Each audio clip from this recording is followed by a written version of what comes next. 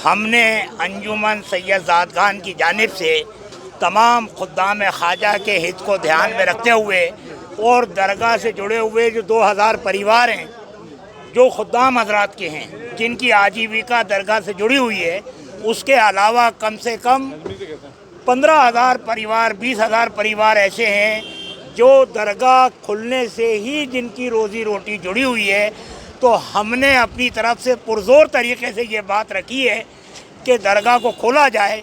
कुछ लोगों का ये कहना है कि 31 जुलाई तक धार्मिक स्थल बंद रहे हैं, लेकिन हमने उसके ऊपर ये कहा कि हमसे 20 मार्च को जब दरगाह खाली कराई गई थी तो 31 मार्च तक के लिए कहा था।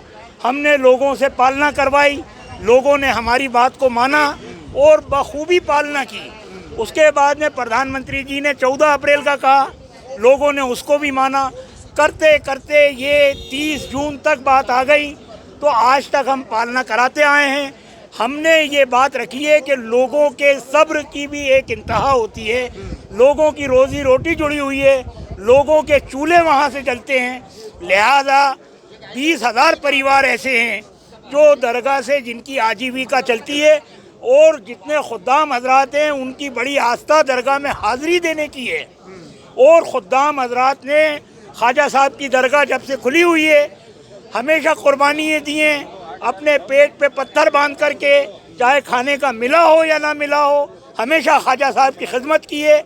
और आज भी हमने वो सब पालना करवाई। हमने ये सुझाव रखा है कि दरगाह खोली जाए और जहाँ तक सोशल डिस्टेंस की बात है, महामारी की बात है, उसकी हम हमारे लोगों से भी पालना कराने की कोशिश करेंगे और जितने श्रद्धालु आएंगे उनसे भी पालना कराई जाएगी जिस हद तक मुमकिन है।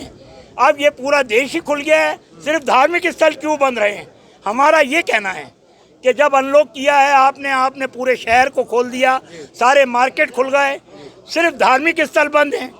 तो जहाँ तक सोशल डिस्टेंस की बात है तो उसकी तो पालना करनी चाहिए। हम भी उसको करते हैं, हम भी कहते हैं जान है तो जहान है। लेकिन लोगों की जो आजीविका है उसको कैसे नज़रअंदाज कर सकते हैं आप? कब तक लोग सब्र करते रहेंगे? आखिर उनके भी तो सब्र का कोई ख्याल रखना चाहिए, या तो कोई आर्थिक रूप से उनकी कोई सहायता होनी चाहिए। किस तरीके से? उनका तो दरगाह से ही लेना देना है सब कुछ, सारी रोज़ी रोटी जुड़ी हुई है, उसके अलावा कुछ करते भी नहीं हैं। तो लिहाजा हमने पुरज़ोर तरीके से तमाम खुद्दाम, खादिम और दरगाह से जुड़े हुए जितने भी व्यवसायी हैं, चाहे वो मार्केट के लोग हैं, हमारे जितने भी परिवार हैं, सबकी तरफ से हमने पुरज़ोर तरीके से ये अपील की है कि धार्मिक स्थल खोले जाने चाहिए और जहाँ तक डिस्टेंस की बात है उसकी पालना कराने की हम कोशिश करेंगे। धन्यवाद।